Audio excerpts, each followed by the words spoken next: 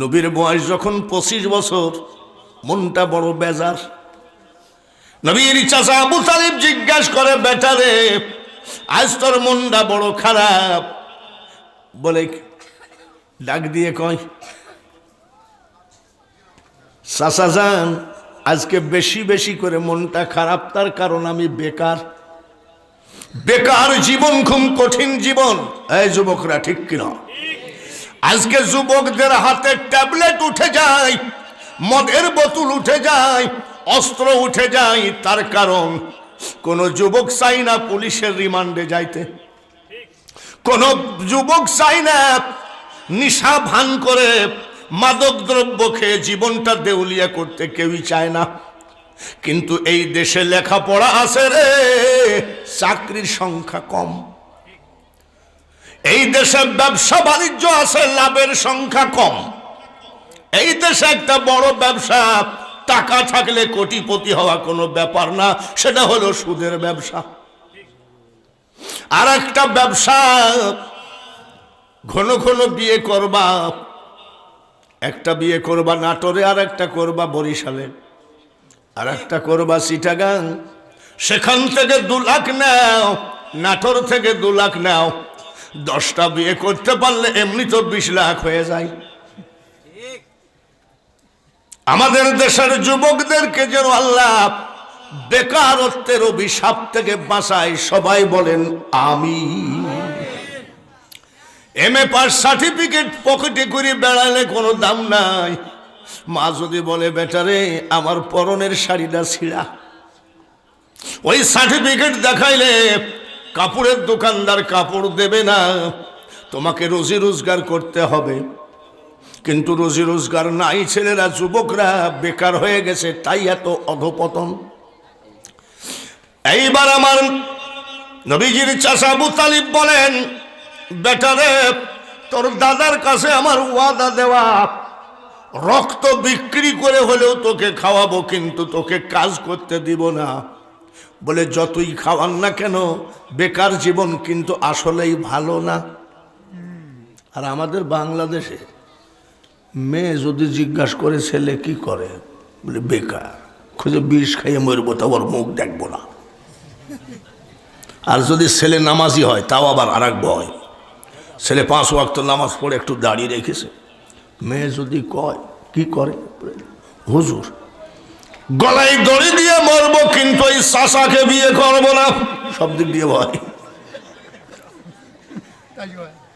এ ভাইরা, এইবার নবীজির চাচা বলতেছেন, চলো যাই দেখি একটা চাকুরির খোঁজে। কোথায় যাবে? হুসাইনের নানা মা খদিজাতুল কুবরা আরব আমিরাতের মধ্যে ধন ভান্ডারের মালিক বানিয়ে দিয়েছিলেন আল্লাহ। হাজির নবীজিকে আর আবু তালেব, নবীর চাচাকে দেখে মা খদিজা লাভ দিয়ে উঠেছে, মারহাবা বলেন। মা খদিজাতুল কুবরা দাঁড়িয়ে গেলেন, বলেন মারহাবা। আবু তালেব বলে, খদিজা গো, আপনি তো সব থেকে আরবের বড় ধরনের ধনী, আমাদের গরিবদেরকে দেখে আপনি লাভ দিয়ে উঠলেন কেন? মা খদিজাতুল কুবরা বলে, আবু তালেব, আপনারা গরিব হতে পারেন, ঘরে ভাত না থাকতে পারে গো, কিন্তু আপনাদের বংশ পরিচয় পৃথিবীতে সব থেকে বড়, সেটা হলো কুরাইশ বংশ। এইবার হুসাইনের নানি বসে গেলেন, নাস্তা দিলেন। হুসাইনের নানি জিজ্ঞাসা করে, আপনাদের ব্যাপারটা কি? নবীর চাচা বলে, খদিজা, এটা আমার ভাতিজা মিথ্যা জানে না। সুবহানাল্লাহ বলেন। মিথ্যা, বাজে কথা বোঝে না, হাসে তাও দাঁতের সামনের আগা দুটো দেখা যায়।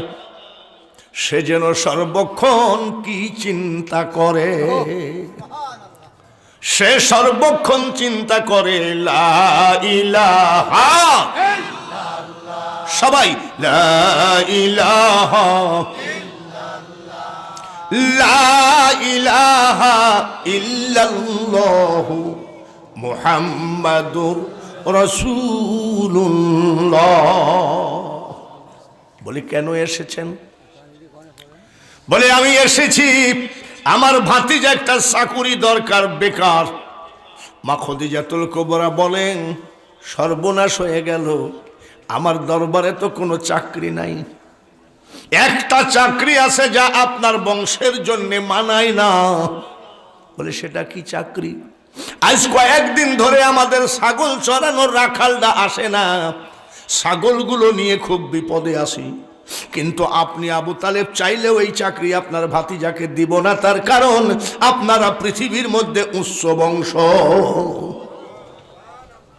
তবে এক কাজ করেন, বলে কি, নলেজে থাকলো, আমার ব্রেনের মধ্যে থাকলো, যদি কোনো চাকরি ফাঁকা হয় আপনার ভাতিজাকে দিব।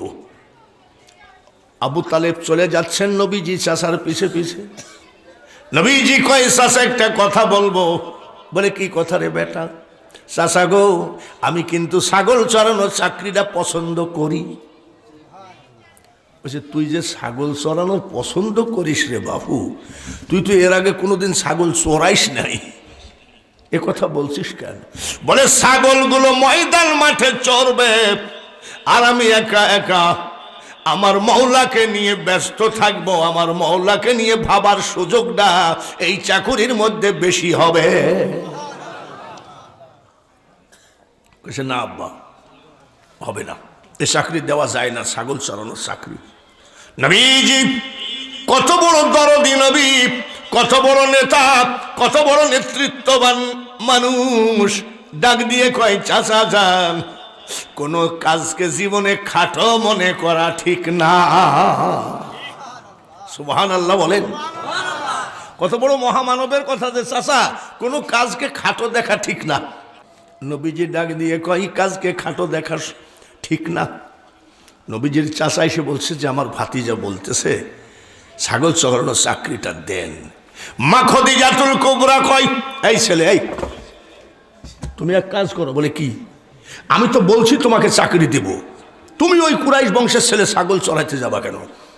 এই আপনি ধনী হতে পারেন, ভালো করে বুঝে দেখেন, পৃথিবীর কোনো কাজকে খাটো দেখা ঠিক না। মা খদিজাতুল কুবরা ব্যবসা করে, বিজনেসম্যান, ওনার কথাটা পছন্দ হয়েছে। আসলে তো ছেলেটার একটা নীতি আছে। কিছু মনে করিল না, তোমাকে আমি পোস্টিং দিয়ে দিব, তোমাকে আবার অন্য পোস্টে দিব। তোমার কথাটা আমার খুশি লাগলো, ছাগল চড়ানোর চাকরি দিয়ে দিলাম। এ ভাইরা, এইবার নবীজি বিশ্ব নেতা, বিশ্ব নবী, রহমাতাল লিল আলামিন নবী ছাগল চড়ানোর রাখাল হয়ে গেলে। ছাগলগুলো চড়াই 10 দিন যেতে না যেতে ছাগলের চেহারা স্বাস্থ্য ভালো হয়ে গেল। যেসব লেডিস ছাগলের পালানে দুধ ছিল না, দুধ ভর্তি হয়ে গেল। ছাগলগুলো দেখে মা খদিজাতুল কুবরা কয় আসলে কুরাইশ বংশের ছেলেরা আসলেই ফাঁকিবাজ না, আল্লাহ তো কোরআনে বলেছেন, ঠিক কিনা? আর আগের ছাগল চড়ানোর রাখালটা এত বড় সিটার, ছাগলগুলো জীবনটা শেষ হয়ে গেছে। মা খদিজাতুল কুবরা চিন্তা করেন, এই চিন্তার মধ্যে ক্ষমতাকার? ছাগল চড়াচ্ছেন ক্ষমতাকার? ওই বাড়িতে যে রাখাল বেশে ঢুকালেন ক্ষমতাকার? ইচ্ছা কার? মা খদিজাতুল কুবরা চিন্তা করেন যত ভালোভাবেই খাওয়া, 10 দিন যেতে না যেতেই ছাগলের এত উন্নতি কেমনে খাওয়ায় আমি একটু দেখতে চাই। দালানের ছাদে উঠে দেখতেছে, আহারে এত সুন্দর ভালো রাখাল পৃথিবীতে হয় না, দেখি তো কেমনে খাওয়ায়। নবীজি পাহাড়ের সাথে পিঠটা লাগিয়ে ঘুমিয়ে আসেন, ছাগলগুলো যার যার মতো খেয়ে বেড়াচ্ছে। মা খদিজাতুল কুবরা দালানের ছাদের থেকে দেখে পাহাড়ের মধ্যে থেকে বড় 2টা সাপ এসে নবীজিকে ফনা দিয়ে বাতাস দেয়। আর আমার নবীজিকে কি দেয়? মা খদিজাতুল কুবরা তার কর্মচারীদের 10-12 জন লোককে বলল লাঠি নিয়ে যাও, কুরাইশ বংশের ছেলেটা খুব ভালো সাপে কামড়ে খেয়ে ফেললো। যাই দেখে নবীজি ঘুমায় আছে, সাপ নাই। বলে ও রাখাল ভাই। কি ভাই? আরে মৌলার কেরামতি। ও রাখাল ভাই, আপনাকে সাপে কামড়াইছে নাকি? বলে আর বেড়া, ঝোড় নাই, জঙ্গল নাই, সাপ সাপ পাবি করে। সবাই এসে বলল খদিজা ভুল দেখেছেন। এই যে দেখছেন, এটার মালিককে? খদিজাকে সাপ দেখাচ্ছেন, এটার মালিককে? ও খদিজা, আপনি ভুল দেখেছেন, কোনো সাপ নাই। মা খদিজাতুল কুবরা কয় আমি 2টা সাপ দেখলাম, আর এরা কয় কোনো সাপ নয়, ব্যাপারটা কি? আবার দুপুর বেলায় উঠেছেন, দুপুর বেলায় উঠে দেখে আল্লাহ তাআলা এক টুকরা মেঘকে বলে দিয়েছে, মেঘ রে, আমার হাবিব মরুভূমির ছাগলের রাখাল হয়েছে। সূর্যের তাপে যদি আরবের মাটি ফেটে চৌচির হয়ে যায়, সাবধান, আমার হাবিবের গায়ে যেন রৌদ্রের ছটাও না লাগে। নবীজি যেই জায়গায় যায়, ওই জায়গায় ছাতার মতো একটা মেঘ পিছে পিছে যায়। মারহাবা বলেন। পিছে পিছে যায়। মা খদিজাতুল কুবরা চিন্তা করেন ব্যাপার কি, সব জায়গায় রোদ আছে, ওনার গায়ে রোদ নাই কেন? মা খদিজাতুল কুবরা কয় প্রত্যেকটা মানুষের জীবনে ছায়া আছে, কিন্তু আমার রাখালের ছায়া নাই, কায়া আছে। কারণটা কি? বিকাল বেলায় আবার দালানের ছাদে উঠেছে। দালানের ছাদে উঠে দেখে মরুভূমির ভিতর একটা কুয়া, 70-72 হাত দড়ি লাগে কুয়ায় পানি তুলতে। আর আমার আপনার নবী কুয়ার পার্শ্বে যাওয়ার সাথে সাথে বালতি নামায়ে দেয়। আমার নবীর ইজ্জতে ওই গভীর কুয়ার পানি উঠে নবীর বালতি ভরে যায়। সেই ছাগল একটা করে লাইন দিয়েছে, পানি খায় আর গিয়ে দাঁড়ায়, আর একটা পানি খায় আর গিয়ে দাঁড়ায়। হুসাইনের নানি মা খদিজাতুল কুবরা চিন্তা করে এটা কোনো সাধারণ মানুষ হতে পারে না। ছাগল যাকে সম্মান দেয়, সাপে যাকে বাতাস দেয়, মেঘে যাকে ছায়া দেয়, এটা সাধারণ মানুষ হতে পারে না। আর মা খদিজাতুল কুবরা তৌরাত, জবুর, ইনজিল 3খানা কিতাবের পারদর্শী ছিলেন। মারহাবা বলা লাগে। 3খানা কিতাব পড়ে তিনি বুঝতে পারলেন নিঃসন্দেহে এটা আখিরি পয়গম্বর, তাতে কোনো, বাকিটুকু আপনারা বলেন, তাতে কোনো আখিরি পয়গম্বর। তৌরাত, জবুর, ইনজিল কিতাব খুলে খুলে দেখে হাসি কেমন হবে মিলে গেল, নাক কেমন হবে মিলে গেল, ভুরু কেমন হবে মিলে গেল, ঠোঁট কেমন হবে মিলে গেল। সব যখন মিলে গেল, সকালবেলায় ক্যাশিয়ার, ম্যানেজার, সুপারভাইজার সবাইকে ডাকলো। বলি এত সকালে তো আমাদের মালিক ডাকে না, আজ মনে হয় আমাদের প্রমোশন হবে, বেতন মনে হয় বাড়াবে। বলে ম্যাডাম কেন ডেকেছেন বলেন? বলে শোনো ম্যানেজার, শোনো ক্যাশিয়ার, শোনো সুপারভাইজার, আমার সকল ব্যবসার নতুন ম্যানেজার আমাদের রাখাল আব্দুল্লাহ ছেলে মুহাম্মাদুর রাসূলুল্লাহকে বানিয়ে দিলাম।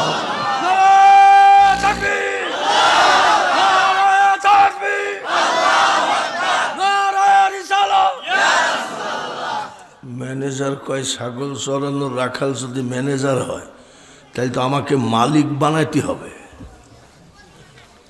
ক্যাশিয়ার কয় 2 দিন ছাগল চড়াতে চড়াতে রাখালের কথাই উঠতে বসতে হবে। মানি না ম্যানেজার। ম্যানেজার বলো আমিও মানি না, সুপারভাইজার বলে আমিও মানি না। মা খদিজাতুল কুবরা বলছে তাড়াতাড়ি রাস্তা মাপ, তোরা মানলি না মানলি আমি খদিজার যাইও না, আসেও না। নবীজি ডাক দিয়ে কয় ও খদিজা, দীর্ঘদিনের ব্যবসা, কোটি কোটি টাকার মালিক আপনি, খবরদার আমার মতন রাখালকে ম্যানেজার বানিয়ে ব্যবসাটা শেষ কইরেন না। মা খদিজাতুল কুবরা বলে, আপনি খবরদার আমাকে অন্য কোনো কথায় ভুলাবেন না, আপনি আমার সকল কিছুর ম্যানেজার, তাতে কোনো সন্দেহ না। আরে হরতাল মরতাল আমি সামলাবো, চুপ থাকেন তো। রাত্রে বেডরুমে ডেকেছে, মারহাবা বলেন, তুড়া 1 তুড়া টাকা মা খদিজাতুল কুবরা হুসাইনের নানা, মারহাবা কোন নবী মুহাম্মদুর রাসূলুল্লাহর মাজাই বেঁধে দিয়ে বলছে, ম্যানেজার সাহেব, আমি আপনাকে অনুরোধ করছি 90 দিনের জন্য আপনি সামদেশে ব্যবসায় চলে যান, ওই জায়গায় ব্যবসায় নেতৃত্ব দেন, আমি এই সব বেয়াদবকে সামলাচ্ছি। মা খদিজাতুল কুবরা নতুন ম্যানেজার বানিয়ে 1 তুড়া টাকা মাজাই বেঁধে দিয়ে সামদেশে পাঠিয়ে দিলেন, সঙ্গে একজন সিআইডি পাঠালেন, তোমার বেতন আমি ডবল দিব, এই ছেলে কোথায় কি করে সবগুলো তোমার কাজ হলো লিস্ট করা। ম্যানেজার সিআইডি কয়, চুরি চাট্টামি করতেও পারে তাই না? বলে, দেখ বেটা, চুরি চাট্টামি না, ও রাস্তায় কোথায় কার সাথে কি কথা বলে এইগুলো। ঠিক আছে। নবীজি উটের পিঠে উঠে রওনা দিলেন। বড় বড় পাথরের দেশ আরব দেশ, এক পাথর আর এক পাথরকে ডাক দিয়ে কয়, সরে যা, রহমাতাল লিল আলামিন নবী আসতেছে, সরে যা। গাছ নিচু হয়ে সালাম দেয়, আসসালাতু আসসালামু আলাইকা ইয়া রাসূলুল্লাহ। সবগুলো লিস্ট করে সিআইডি। কতদিনের জন্য পাঠালেন? ম্যানেজারের বউ কয়, বেশ কিছুদিন কাজে যাও না, কারণটা কি? বলে, আমি জীবনে ওই দরবারে চাকরি করব না। বলে, কেন? বলে, রাখালকে ম্যানেজার বানাইছে। কইছে, উনি মালিক রাখালকে ম্যানেজার বানাক আর ওনার বাড়ির ঝাড়ুদারকে ম্যানেজার বানাক, তোমার কি? বলে, আমি কি রাখালকে ম্যানেজার হিসাবে মানব? ম্যানেজারের বউ বলতেছে, আগামী কালকে যদি কাজে না যাও, তোমাকেও স্বামী বলে মানব না। ক্যাশিয়ারের বউ কয়, কাজে যাও না কেন? বলে, রাখালকে আমি ম্যানেজার মানব না। বলে, কাল যদি কাজে না যাও, তোমাকেও আমি তালাক দিতে রেডি আছি। আমার নবীকে যারা মানে না, তার ঘরে বাইরে আগুন ধরেই থাকে। জোরে বলেন ঠিক কিনা? এইবার বাবাজিরা, ম্যানেজার ক্যাশিয়ার সবাই এসে বলছে, আমাদের চাকরিতে বহাল রাখেন। মা খদিজাতুল কুবরা কয়, তোমরা যে আসবা তা আমি জানি, তোমরা কি আসলে এই চাকরি করবা? বলে, হ্যাঁ। যদি চাকরি করো, এই জায়গায় সিগনেচার করো। বলে, কি লিখেছেন? মা খদিজাতুল কুবরা লিখেছে, চাকরি যতদিন করবা আমার ম্যানেজারের বিরুদ্ধে বলতে পারবা না। মরুভূমির মাঠে যদি আমার ম্যানেজারের বিরুদ্ধে কোনো রকম সমালোচনা করো, চাকরি তো যাবেই, আবার যত বছর বেতন তুলেছ সব বেতন দিয়ে তোমাদেরকে তাড়াইয়ে দেব। সই কর। এমন ভাবে সই করাই নিয়েছে, আমার নবীর বিরুদ্ধে বলা যাবে নাকি আর? এইবার কত দিনের জন্য গেছেন? 89 দিনের দিনে মা খদিজাতুল কুবরা দালানের ছাদে দাস দাসী নিয়ে কয়, ও দাসীরা, বলো তো আমার ম্যানেজারটা কেমন বলে ভালো, চাল চলন কেমন বলে ভালো, কথাবার্তা কেমন বলে ভালো।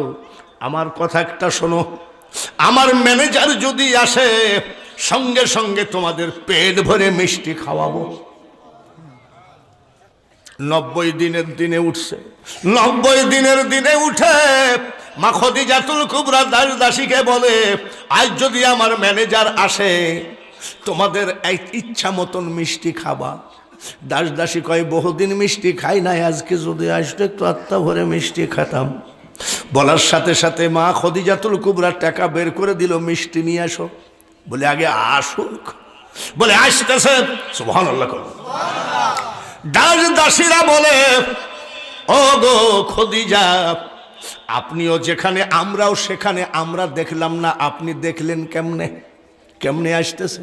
মা খদিজাতুল কুবরা বলেন, সামদেশের দিকে তাকারে দাসীরা, ছাতার মতন একটা মেঘ ভাসতে ভাসতে আসতেছে, ওই মেঘের নিচে আমাদের নতুন ম্যানেজার আছে। বলছে তাই তো, একটা মেঘ ভাসতে ভাসতে আসতেছে। নবী হাজির হয়ে গেলেন, মারহাবা কোন। আমার নতুন ম্যানেজার কাগজপত্র জমা দিলেন। কয় মাসের ব্যবসা? 90 দিনের ব্যবসা। কাগজপত্র জমা দিয়ে দেখেন আজীবন যা ম্যানেজার লাভ করেছে, 90 দিনে নতুন ম্যানেজার তার থেকে 1000 গুণ বেশি লাভ করেছে। মা খদিজাতুল কুবরা খুশি না বেজার? মা খদিজাতুল কুবরা কয় শোন, কুরাইশ বংশের ছেলে, আজীবন যা ম্যানেজার করেছে রে পাকা চোর। এই দেখ ও দাসীরা রে, নতুন ম্যানেজারকে বলে আইসো যতদিন আমার দরবারে তার চাকরি আছে, মুহাম্মদুর রাসূলুল্লাহ সাল্লাল্লাহু আলাইহি সাল্লাম আমার ম্যানেজারের কোনো হিসাব আমি খদিজা লিব না। লিবেন না? বলে না। দেখেন এত ভালো না, বলে তোরা ঝাড়ুদার, তোরা কি বুঝবি, আমি মালিক। যা যাই বলতেছে, ম্যানেজার গো, আপনি এমন এক ভাগ্যবান ম্যানেজার, 12 বছর ঝাড়ুদারি থাকলাম আর আপনি আস্তে আস্তে ম্যানেজার হয়ে গেলেন। এইবার আমাদের মালিক বলেছে আপনার কোনো হিসাব লাগবে না। নবী খুশি না বেজার? নবী আর আমার নবীকে বলতেছে তোমার কোনো হিসাব লাগবে না। আমার নবী মুখটা বেজার করে বলতেছে, দাসীরা তাড়াতাড়ি খদিজাকে বলো যদি হিসাব না নেয় আমি চাকরি ইস্তফা দিব, ছেড়ে দিব। দাসী কয় এমন সুযোগ কার কপালে আছে? বলে আমার কোনো সুযোগ দরকার নাই, একদিন আমি অবসর হব, নতুন ম্যানেজার হবে। সেই ম্যানেজার হয়তো বলবে আব্দুল্লাহর ছেলে 10টা টাকা মেরেছে, আমি আমার মা আর আমার বাবার জীবনে কলঙ্ক করতে রাজি না, আর আমি মিথ্যা কথা নিজেও বুঝি না। হিসাব নিয়ে নিল। হিসাব নেওয়ার পরে চাকরিতে বহাল। সারা রাত মা খদিজাতুল কুবরা দাসী নিয়ে ঘুমায় না। কেন ঘুমায় না?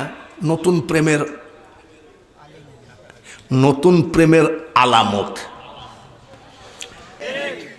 এইবার মা খদিজাতুল কুবরা দাসী নিয়ে সারা রাত ঘুমায় না। মোহাম্মদ কেমন, চালচলন কেমন, চরিত্র কেমন, নীতি কেমন, সব জিজ্ঞাসা করে। দাসীরা বলে খদিজা আপনি কি আমাদের ম্যানেজারের প্রেমে পড়েছেন নাকি? জোরে বলেন মারহাবা। আপনি কি আমাদের ম্যানেজারের প্রেমে পড়েছেন নাকি?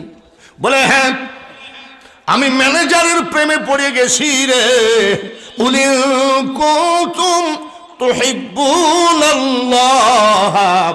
ফাত্তাবিউনি ইউহিব্বুকুমুল্লাহ ওয়া ইয়াগফির লাকুম যুনুবাকুম ওয়াল্লাহু গফুরুর রহিম। আমার নবীর প্রেমে পড়তে আল্লাহ নিজে ডাইরেক্ট ওনার পাক জবানে হুকুম দিয়েছেন। মানুষ বানাইছে আল্লাহ প্রেমের কারণে, প্রেমের ডুরি বান্ধ নবীজির সনে। মা খদিজা তো ভুল করে নাই। ভুল করেছে নাকি? দেখে নবীর মুজিজা, ভাগ্যবতী মা খদিজা জীবন যৌবন করিলেন অর্পণ।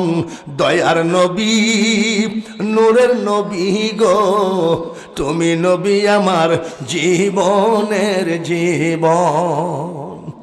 রহমাতাল লিল আলামিন, তুমি উম্মতের জাবিন। মা খদিজাতুল কুবরা এমন প্রেমে আটকায়া গেছেন, দাসীকে ডেকে বলছে, দাসীরা রে, আমি যে আর সইতে পারি না। তৌরাত জবুর ইনজিল কিতাব পড়ে আমি উনার প্রেমের পাগল পারা হয়ে গেছি। তাড়াতাড়ি যাও, তোমরা এখনই প্রস্তাব নিয়ে যাও, আমি মোহাম্মদকে বিয়ে করতে চাই। গেছে। নবী কয় কি? বলে ভাই আপনার বিশাল ভাগ্য। কিসের?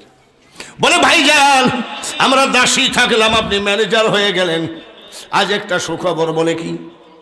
আমাদের মালিক খদিজা আপনাকে বিয়ে করতে চায়। কি করতে চায়?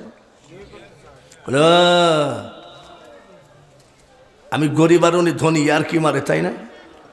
যা তোর থাকলো টুপলা টাপলি, চাকরি ছেড়ে দিয়ে চলে গেছেন। নবীর চাচা আবু তালিব জিজ্ঞাসা করে, বেটারে চাকরি থেকে চলে আসলি, মনটা খারাপ কেন? বলে, চাচা মেয়েটা সুবিধার না। বলে, কেন? আমাকে বিয়ের প্রস্তাব দিয়েছে। নবীর চাচা বলে, এটা কোন ধরনের বাজে কথা বলিস? তোর বয়স 40 আর ওর বয়স, তোর বয়স 25 আর ওর বয়স, এই বয়সে তো হয় না। বলে, চাচা আমি কি মিথ্যা বলছি? বলে, তুমি তো মিথ্যা বলো না বেটা, এটা তো আমি বিশ্বাস করি। থাক, দরকার নাই, আমি যতদিন জীবিত আছি চাকরির প্রয়োজন নাই, তুমি তোমার ভাবে স্বাধীন মতো ঘোরো। একদিন দুদিন যেতে না যেতে নবীর আবু তালিবের দরজায় মা খদিজাতুল কুবরা হাজির হয়ে যায়। চাচার বাড়িতে হাজির। নবীজির চাচা বলছে, আপনি? আমার ঘরের বেড়া নাই আর আপনি আরবের ধনী, কি ব্যাপার? বলে, আমাকে একটু ভিক্ষা দেন। সুবহানাল্লাহ। আসলে তুমি বাদশাহ হয়ে মারহাবা বলেন, রহমাতাল লিল আলামিন, দুনিয়া তোমার নামেরই ডঙ্কা, মদিনাওয়ালা তোমারই নাম, ইয়া মুহাম্মদ জগত জ্বালা, কমলিওয়ালা তোমারই নাম। আমার নবী রে গরিব নয়, আমার নবী হলেন বাদশার বাদশাহ।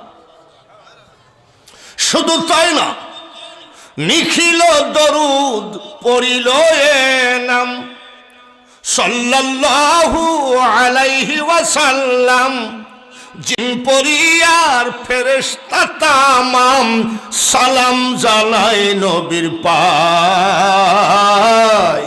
আইরে সাগর আকাশ বাতাস দেখবি যদি আয়। মারহাবা, নারায়ে তাকবীর, নারায়ে রিসালাত। বাবাজির, আমরা নবীর পক্ষে না বিপক্ষে? মা খদিজাতুল কুবরা ওই গরিবের ঘরে যাই, আরবের মতন ধনী লোক বলতেছে, আমাকে ভিক্ষা দেন। নবীর চাচা ডাক দিয়ে কই, খদিজা আপনি তো আরবের মানুষকে ভিক্ষা দেন, আমার ঘরে, আমরা তো ঘরের বেড়া নাই, গরিব, আপনি আবার আমার কাছে ভিক্ষা চাচ্ছেন? বলে, আপনার কাছে ভিক্ষা দেওয়ার মতো আছে। বলে, কি চান বলেন তো? আবু তালেব,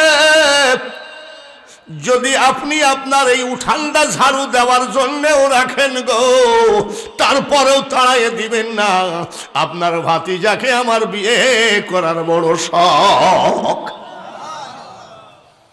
দেখে নবীর মজেজা, ভাগ্যবতী মা খদিজা, জীবন যৌবন করিলেন অর্পণ। চিল্লায়ে বলেন মারহাবা। নবীজির চাচা কয়, সুযোগ সব সময় আসে না, বিয়েটা হইলে আমরা কোটিপতি। যাই বলছে, আব্বা দেখি, তোমার তো আব্বা নাই না, মা নাই না, দাদা নাই না, আমি তো তোমার গার্জিয়ান। বলে, হ্যাঁ আপনি আমার এখন মুরব্বী, তাহলে আমি যখন মুরব্বী হব আমার একটা কথা রাখতে হবে। বলে, কি? ভাতিজা, আমাদের এই গরিব দরজায় ধনী খদিজাতুল কুবরা হাজির হয়েছে, জোড়হাত করে বলতেছে, যদি আপনার উঠানটা ঝাড়ু দেওয়ার জন্যও রাখেন, আমি খদিজা রাজি, আপনার ভাতিজার সঙ্গে বিয়ে দেন। আব্বারে, জীবনে কষ্টটা দূর হবে, সুযোগ সব সময় আসে না, তুই একটু বিয়ে কর, আমরা কিছু টাকাওয়ালা হয়ে যাই। নবী মুস্কি হাসি দিয়ে কয়, চাচাজি দেখা যাক। কিছুক্ষণ চুপ করে থেকে বলতেছে, আমি তোমার সম্মান করতে রাজি, তোমার সম্মানে আমি বিয়ে করতে রাজি, কিন্তু খদিজাকে বলো আমার 3টা শর্ত মানতে হবে, তা না হলে আমি বিয়ে করব না। বলছে, আব্বা তুমি চিন্তা করো না, তুমি খালি রাজি হও, 40 বছর বয়স তো, তাতে কি হয়েছে, পরে আবার তোমার বয়সের সাথে মিলায়ে বিয়ে দিয়ে দিব। গেছে। খদিজা, আপনি কি জানেন আমার ভাতিজা এক কথার লোক? মারহাবা কর। খদিজা, আমার ভাতিজা কিন্তু এক কথার লোক, 3টা শর্ত পালন করতে হবে, তাহলে বিয়ে করবে। মা খদিজাতুল কুবরা বলেন, আবু তালিব আপনার ভাতিজা ভুল করল। বলে, কিসের? আমার কি টাকা কম আছে? 90টা শর্ত আমি মানতে রাজি, এটা তো 3টা। তাই নাকি? বলে দাঁড়ান আসতেছি। আব্বা সুযোগ কিন্তু আর একটা এসে কি, তুই তো 3টা কইছিস আর ও 90টা, একটু বাড়া। বলছে না, এই 3টা হলেই হবে। আর একটু বাড়া না, অসুবিধা কি? ও নিজেই তো ধরা খাচ্ছে, অসুবিধা। বলে না চাচা, এই 3টা নবীর চাচা শিখাইয়া দিচ্ছে, 3টার মধ্যে টাকা পয়সা সব তোর হওয়া লাগবে। বাড়িটারি সব তোর হওয়া লাগবে। বলে চাচা চকিদারি করলা, কিন্তু চাচা এখনো থানা চিনো না। চাচা গেছে। খাদিজা তুমি কি বিয়ে করতে চাও? বলে এখনই। 3টা শর্ত পালন করতে পারবা? বলে বলো। 1 নম্বর শর্ত রে খাদিজা, তোমার টাকা পয়সা ধন দৌলত সব গরিবদের মধ্যে বিলায় দিয়ে তারপরে বিয়ে পড়বো, রাজি আছো? বলে এখনই দিয়ে দিলাম। নবীর চাচা কই পাগল নাকি? আচ্ছা দেখি 2 নম্বর কি চায়। তোমার যে বড় বড় বিল্ডিং ঘর, সবগুলো ভূমিহীন গৃহহীন গরিব মিসকিন বাস করবে, আর একটা তালপাতা দিয়ে ঘর বানাই তুমি আর আমি বাস করব, রাজি? বলে এখনই রাজি। নবীর চাচা ধাক্কা মেরে কয় আব্বা, ও আব্বা মাথাটা ঠিক আছে? বলে হ্যাঁ ঠিক আছে। খাদিজা 3 নম্বর শর্ত, আমার মার 1 কাঠা জমি আমি পাই নাই, 10টা টাকাও আমার মা দিয়ে যায় নাই। 7 দিন পর্যন্ত হয়তো বা তোমার পেটের খুরাকি জোগাড় করতেও পারি না, ও পারি, খবরদার খুদাই কোনোদিন এই শব্দ বলবা না। খাদিজাতুল কুবরা বলছেন আমি কবুল করে নিলাম। নবীর চাচা কই তোর বিয়ের মধ্যে আমি না। এত সস্তা জীবন যাপন নাকি? বললি বাবাজিরা, পর্দার মা বোনেরা, এই চরিত্রের মানুষটা হলো আমাদের আপনার নবী। এটা হলো আল্লাহ তাআলার দোস্ত। দোস্ত আমার মুহাম্মদ রে আমার নামের সাথে জড়িত। আর যাহার সৃষ্টি না হইলে কিছুই পয়দা না হইতো। আর একবার বলেন মারহাবা। বিয়ে হয়ে গেল। বিয়ে হওয়ার পরে অত ওয়াজ করে সম্ভব হবে না।